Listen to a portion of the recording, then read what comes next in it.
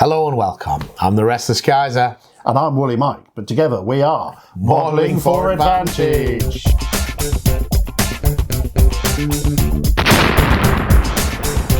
Easy Company.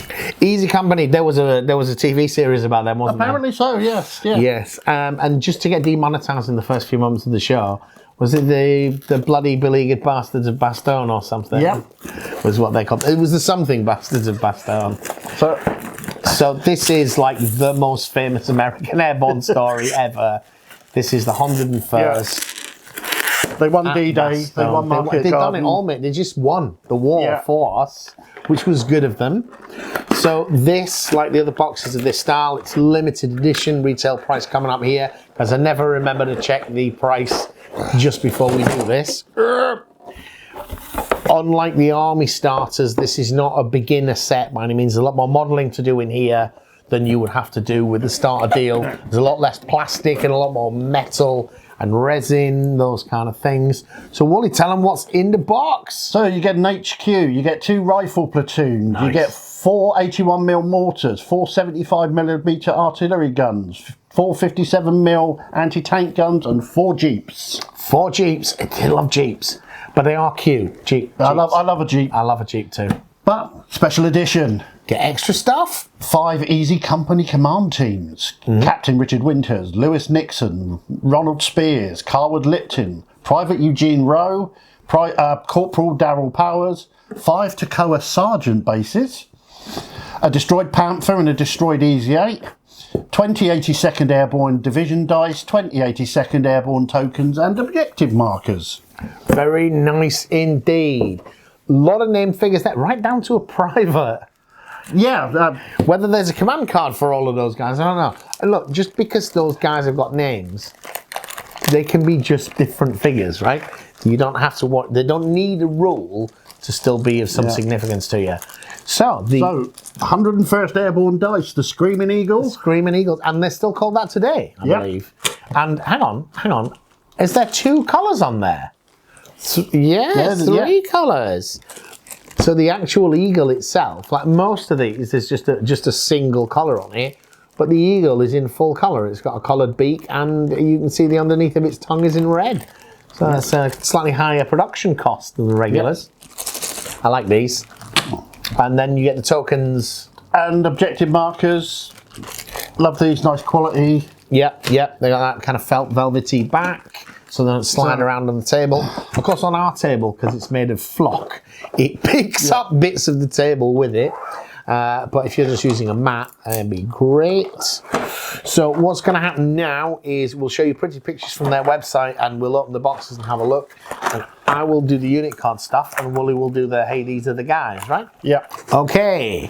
So as we look at the rifle dudes, the Parachute Rifle Company, just dump some figures down here for me, Wooly, if you don't mind. So Bastogne Paratrooper Company. So it is for this particular setting. They are fearless with a 3-up motivation, and they have a last stand rating of 2. They're veterans. They're hit on 4s, and they save on 3s, as you would expect. The HQ itself is 2 bases for 3 points, and they've got SMGs, which means they shoot a mighty 4 inches away with 3 dice moving or still. And the figures, I mean, I would definitely use those personality figures that we've looked at before. Some prone guys in amongst them. Lots of great coats. So, Easy Company, or more importantly, 101st Airborne at Bastogne, they, during the Battle of the Bulge, I'm preaching to the choir now, I'm sure you know, I'm sure he knows, but I like to put a bit of history in the videos. This German offensive has come as a terrific shock to the Americans, and in the Ardennes sector, which is the bit in front of basically what was considered an impenetrable forest by military forces, which is an odd thing to think about since the Germans have come through there twice in the past 50 years. But the Germans, the Americans and the British, we believe we've got the Germans whooped. We beat them in Normandy, we crushed them in the Falaise pocket, and we've driven them all the way back to the German border. We've tried a few offensives and we had a bloody nose. So we had Market Garden, Hürtgen Forest has happened. We're settling down for winter. The Americans put kind of second line rest and recuperation. Either divisions that have been beaten up or brand new divisions full of rookies. They're in the front line in the main, and it's particularly lightly defended in this area because it's a forest. The Germans are never going to go through that. The German army also traditionally conducts its offensives in good weather. It has not conducted a winter operation. It's conducted winter operations, but it hasn't done a major offensive in the winter for years because it's difficult. You're just adding work. So they're not expecting it. The 101st are in reserve, and they're pushed into the line to plug a gap that's appearing in this Bastogne area because the army is falling back. Yep. And what's a really nice feature of these models is lots of them are wearing army greatcoat. Because as the army are retreating, these paratroopers are nicking the gear off them, said, "You're not going to need that coat," and I am. So a lot of it, they're not taking them off dead bodies and stuff. They're taking them off retreating soldiers. It's the same with the ammunition and they're just like bazooka rounds, more rounds. They're taking anything they can off. If the American soldiers still carry them, they're trying to get extra socks. I think it was another one. Anything spare that the army had, so they could take it with them because they basically left camp with what they were wearing. Rather than being... I think many of them were actually on R&R. They're like, trucks in Paris picking them up and stuff like that. And, come on, off you go. Whereas they thought that everybody was bedded down for Christmas now. Yes. Because just before it happened. And the figures really nicely reflect that, because not everyone's wearing a great coat, because not everyone had a great coat, but a lot of them did, and they're the army ones. So that's really nice. So if you've got, compared to just like the regular plastic ones, these models are quite different, and they're for this battle, which is definitely worth fighting because it's famous. And it's also a point, these guys, they've been through Normandy, they know what they're doing. They've been through, recently they've had Market Garden, not that long ago. These are veteran troops. Yeah. By this stage, they were well trained when they were sent, and now they've had the battle experience as well. So they're pretty tough guys. So the Parachute Rifle Company itself, then, it can have obviously the company HQ, 2 to 3 rifle platoons, of which we get 2 in here. Then we can have a mortar team, a 75mm artillery battery. We can get a 57mm anti-tank gun and the Airborne Jeep Recon, and all of that stuff is in here. Yep. So everything. The only thing you could add to this unit card is 1 rifle platoon, because it only comes with 2, doesn't it? Yes. Conceivably. The box contents were 74 points, did you say, Mike? 74 points. 74, you counted them up. All right, that's that. So the rifle platoon itself, same stats in terms of motivation, fearless veteran, saves on 3s. They are 2 and 1 halted and moving rate of fire at 16 inches, like most infantry teams. But you can add an M1 bazooka, and you can add up to 2 1919 LMGs. That's the Browning, is it? The 30 cal. It's the 30 cal, yeah. The bipod 30 cal. Yeah. The other interesting thing about these, they've got a bazooka baked in. Yep. So by that extra point, you get a second one. You can have 5 or 7 rifle bases with a bazooka and a mortar. And the 60mm mortar. The 60mm mortar fires as a template weapon. Yeah. It's going to be a small battery, and it's only got a 32-inch range. But because every platoon HQ was an observer, so you can put that to good use, you're going to put a lot of templates down on the field. But you're going to pay for it. This is good infantry, reasonable size unit, 12 points for 5 rifle bases, 15 points for 7. And I think you want the 7. Yeah. You can loot. Killing at 1 or 2 infantry bases is not hard if you've got time. But taking out 7, save on 3, that takes time. These are kick-ass bros. And again, the tactic you've talked about is leave the mortar behind, because the HQ base is going to spot for him. Yes, absolutely. And it probably, if you leave him behind on a hill or something, it can see anyway. 32 inches range is in terms of the width of the board, that's quite likely. I've got to say that assaulting with these guys is still, you get to a lot of guys who've got to walk across the table. I think these are still defensive infantry, and and if there's a problem with them, is there are a lot of points to just dig them in somewhere and ignore them. Yeah. But they're good at what they do. If you can move through cover, or at night, which is a rule we haven't really used. If you want to fight with infantry, I actually think you need to be exploring the night fighting rules, but they really do change the game quite a bit. All right, what we got next, Wooly? Let's go for some mortars, shall we? Mortar, the 81mm mortar. These come in batteries of 2 or 4, and you get 4 of them in here. Just like everybody else's medium mortar, it goes on the 4-hole base. I mean, with these boxes, we're assuming we don't need to tell you about Flames of War and basing and so forth, but we do like the fact that their bases are slotted in different configurations, which means it just looks like the guys are in a more of an open order. Mortar in 2 pieces. And 2 pieces, and it looks like a... Yep, so you've got the plate and the tube, and then you've got the kind of the tripod arm. And a canister. And a canister. That's an empty mortar bomb, is it? I assume. Possibly, the size of it's probably 2 mortar bombs in a single tube as a supply. Greatcoats. Yeah. So it's winter crew. Helmet covers. Some with helmet covers, some without. Look at this guy. The mortar bomb is quite big. It's an 8 centimetre, so it's... No, I'm looking at the length of it. Oh, it is, isn't it? That's a lot bigger than I thought it was. What's the range on this thing then? Range for it is 40. So it's much like other people's. Anyway, yeah. So the mortar, H1, it's only got an anti-tank rating of 1, got 4 up firepower. It's for dislodging infantry, is what it's for, and it's pretty good at that for the points because you get 4 tubes for 8 points. And bearing in mind that they're still hit on 3s, they're still fearless with low last stand. Digging those guys out, shooting them up is going to be hard. They're in direct fire anyway, so you probably shouldn't be able to shoot at them. Well worth including.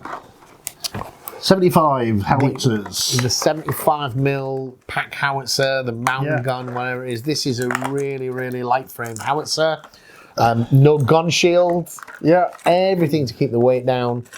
Probably because guys have got to pull it around and it's got to go in a glider. It's 4 pieces.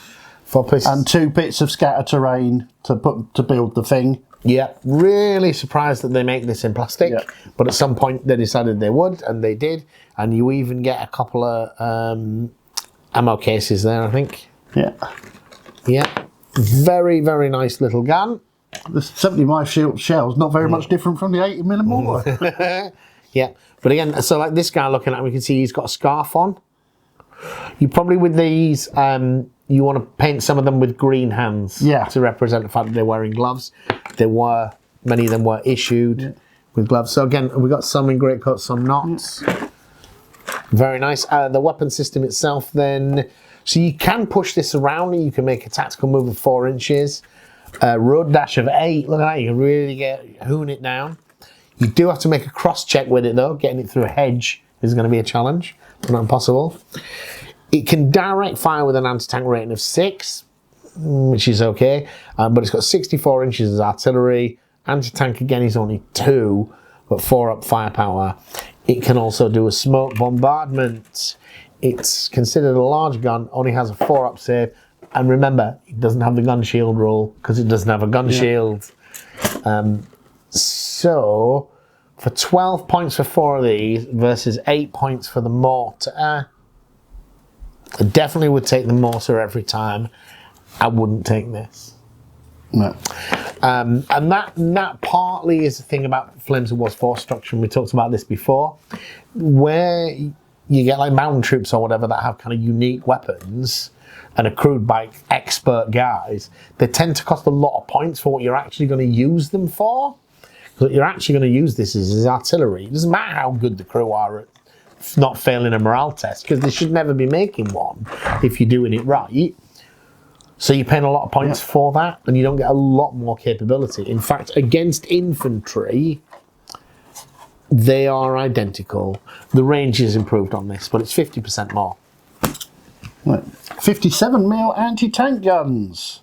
The 57mm anti-tank gun, which also comes on a plastic sprue. Yeah, this is the multi-part 6-pounder. I think everybody gets this one. Yeah. Has it even got a Russian gun on it? No. So the sprue on it says the 6-pounder because it is a copy of the 6-pounder. Yeah. I don't know whether it's made under license, but the American 57 is basically, it is literally copied from the 6-pounder. We had a serviceable gun. This thing is good enough to deal with, you know, Panzer IV, that kind of thing. But you can deal with Tiger and Panther in the side, especially Panther. Panther's paper. Again, kneeling crews, greatcoats, scarves, helmet covers, mix of figures there. Yeah, you can push this around at 2 inches, tactical. You can even get it through a hedge on a 5-up. 28-inch range, 2-1 rate of fire, anti-tank power 10. So Panzer IVs, everything else in the side. Yeah. Everything else in the side. I also tend to forget, we always play historical opponents, right? Not everybody does. Yeah. This game is perfectly fine for you to play Soviets versus British or whatever else, Americans versus British. So I maybe should stop comparing it to what's in the German roster, because not everybody plays like that. Yeah, a lot of tournament players obviously will be. Yeah, well, in a tournament, if there are an odd number of players, and it just can't work like that, can it? So you can take these as a battery of 2, 3, or 4. Were there 4 guns? Yeah. 4 guns would be 11 points. So again, one of the things I do like about anti-tank guns, though, compared with artillery, is they're not bad as kind of ersatz defensive infantry, because you can dig them in the same way as you can dig infantry in, and they become quite difficult to dislodge. So they're good to guard a lane, a kind of firing zone on an objective. Yes. And with a 28-inch range, it's not really an offensive weapon because you can't tow it, and it does have the gun shield roll. Now, cutest thing in the box? Yeah. The Jeep sprue, they've cut them in half to get them in. The Jeep sprue. You normally get a sprue with 2 on a. Lovely little models. They go together so well. They've got a range of different bonnet, kit, stowage in the back, 30 cal. Yeah, and they have that because this Jeep is sea service all over the world. It's in Burma, it's in North Africa, it's everywhere.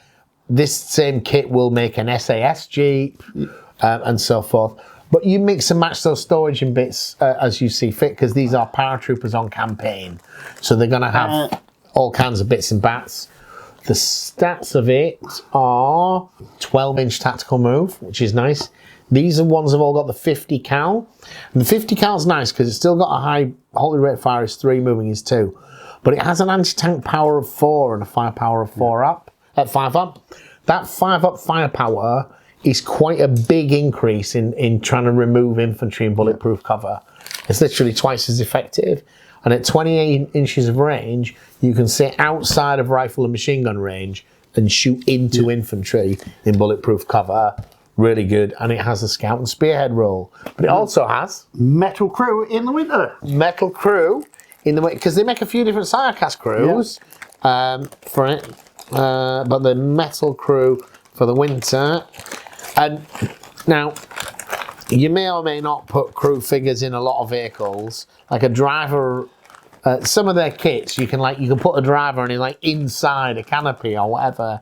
But the Jeeps are open topped. Yeah. I think the crew figures are an important part of the look, the lived-in look of those vehicles. And these are really nice crew figures.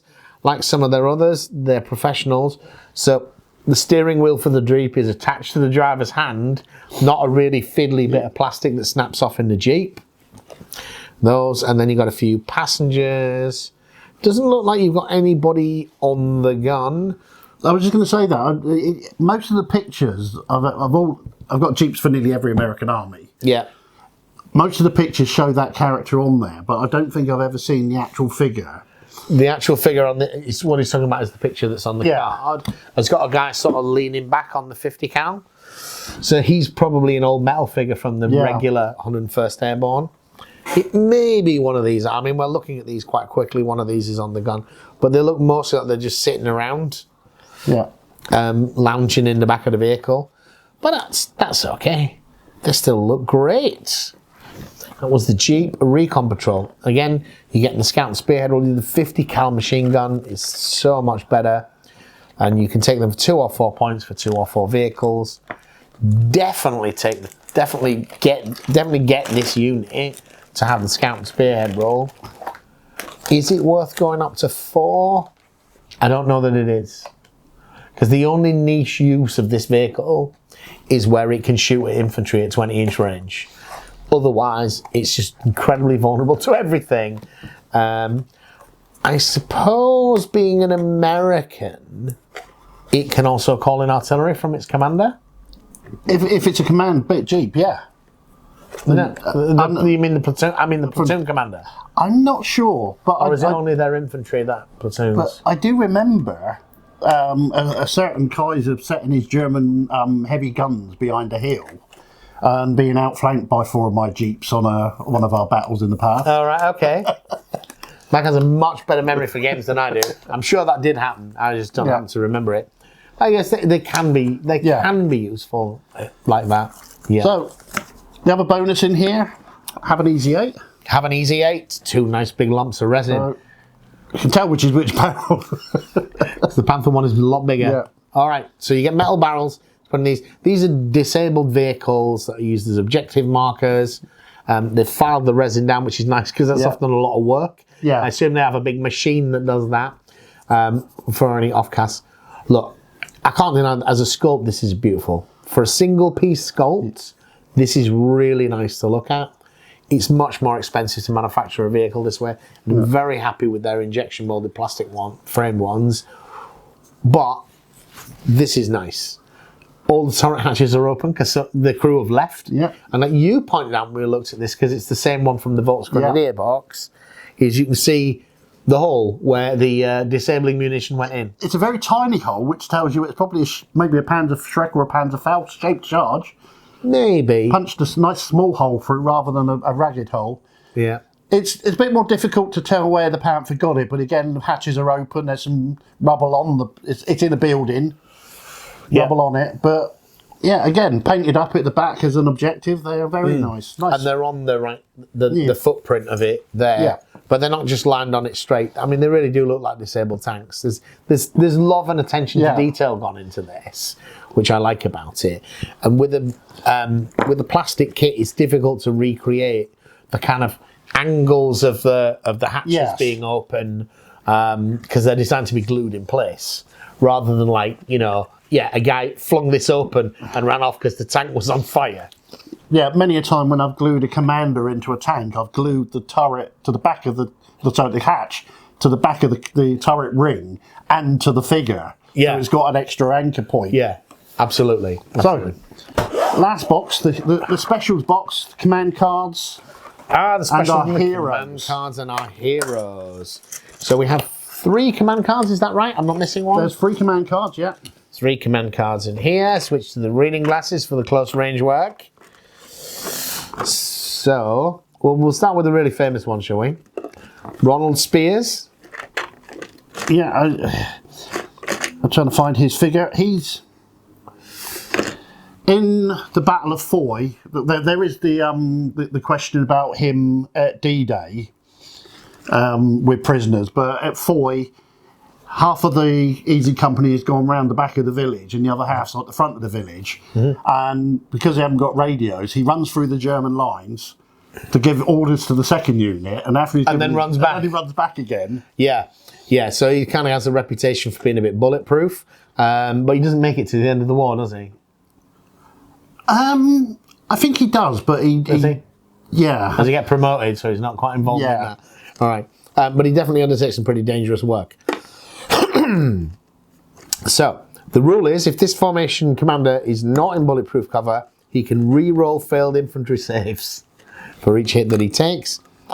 If this formation commander is held in ambush at the start of the game, when you reveal ambushes, place the commander within 6 inches of any teams of a Bastogne Parachute Rifle platoon, not within 10. So you can keep him in reserve until a bit later and then he can pop up. 3 points, re-roll an infantry save for a commander. It's nice flavour for his story. I don't think I have a use for it. No, he's not. I might have a use for that second bit. Yeah. But I can't think what it is. When would I want to keep my commander off table to bring him on with an ambush? Maybe. But I'd probably pass on that one. But it very much fits his character. Yeah. So, who we got next? We got Richard Winters.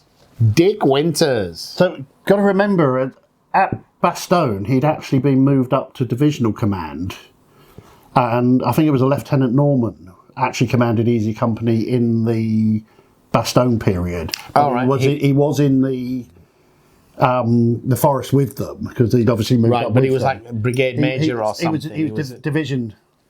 So he's actually with the command team rather than leading Easy Company itself.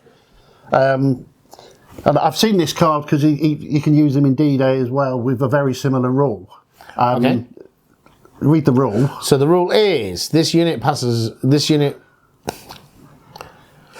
So the rule is, and he's a 4-point commander, is units in this formation pass rally rolls on a 2-up.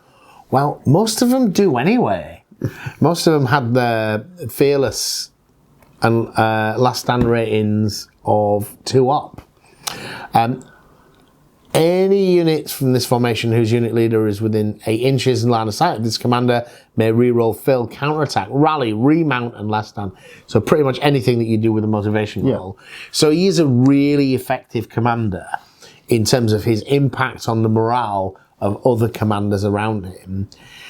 Command teams within 8 of him, though. So he really is about leading an attack. Yes. To get people within there, right? That's good. And then Carwood Lipton. So Lipton starts off as a private in Toccoa at the training camp. Mm-hmm. Just before Bastogne, he gets promoted to Easy Company First Sergeant. Mm-hmm. So he's really the guy in charge at Bastogne because they're Lieutenant Norman. They called him Foxhole Norman because he kept disappearing. So again, his special rule. His special rule is that units in this formation whose unit leader is within 6, so if they're in good standing, formation commander can pass rally rolls on a 2-up.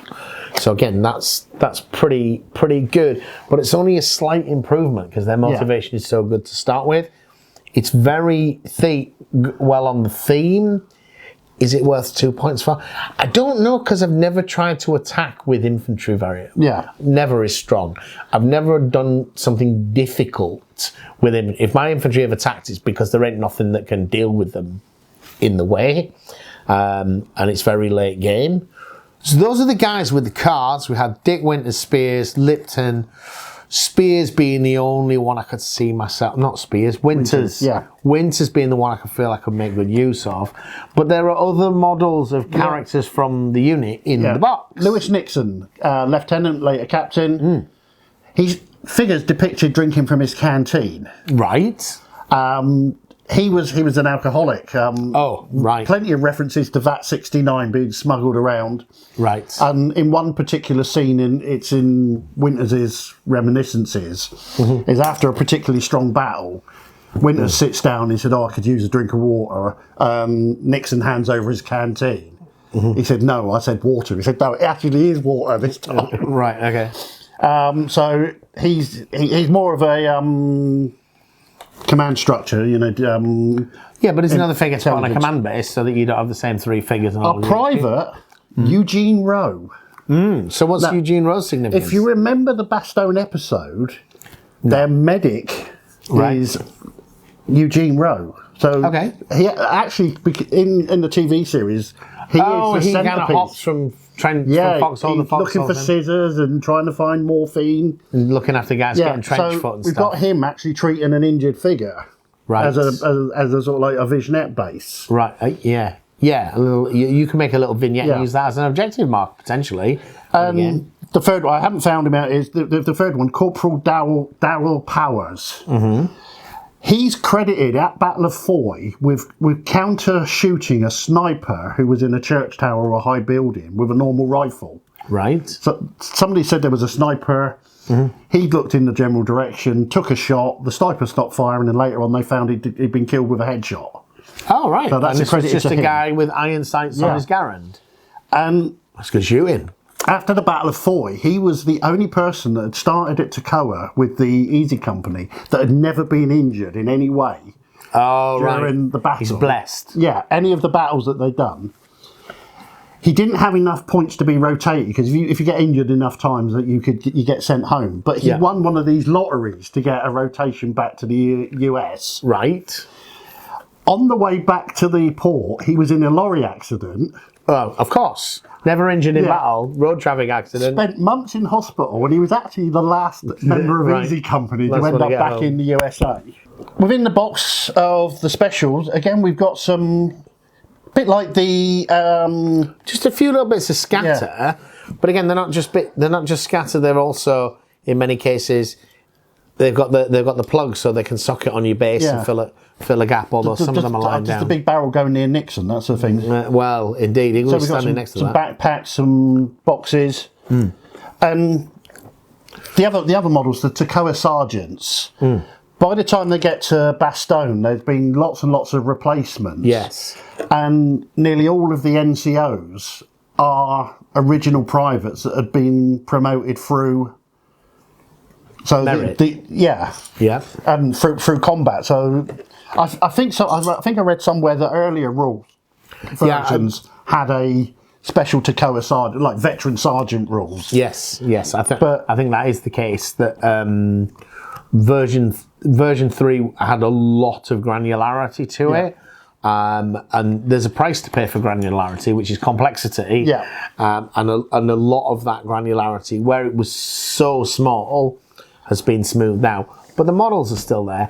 And I'm absolutely fine with that. I do not need a special rule for a special model. I can be attached to a special model because of his story without him needing to be different in any way. To be honest. Because I think we roll dice to determine, and sometimes you're luckier than others, etc., etc. So that's those, really nice and really flavoursome. Those guys, especially knowing their stories. And I know we spent a bit of time talking about these personalities, even the ones you didn't have rules for. Because to be honest, I think that's part of the appeal, right? Is you, if you like your history, or even you just like your sort of TV history, like the Band of Brothers stuff. You're kind of invested in these people and their stories, and that's a little part of the reason why we're interested in them, is to remember those guys. So I hope that was useful for you. I think if you want to do Bastogne, I think this is exactly the set you need. The set box like this is limited edition, but as you've seen, everything is in blisters because everything in here is available from the main listings at other times. At 75 points, you're going to want to add to this. I think the two things you add to it, I would probably add the other rifle platoon. Would be one thing, and then I would probably be looking to add some tanks. And it's late, so maybe even a Pershing, or maybe just the Easy 8s. Some of those would depend. But on the availability, after this video, I'm going downstairs and parting with some money, and this is mine, and it's coming home with me. There you go. What more endorsement do you need? Hope that was useful to you guys. Thank you for watching. Bye. Bye. If you're still here and you're looking for ways to support the channel, there's obviously a lot of ways down in the description, but a key way is to use our affiliate links to Whaling Games and others. You buy your models from them, it doesn't cost you a penny more, and we earn a little bit of commission. Thank you.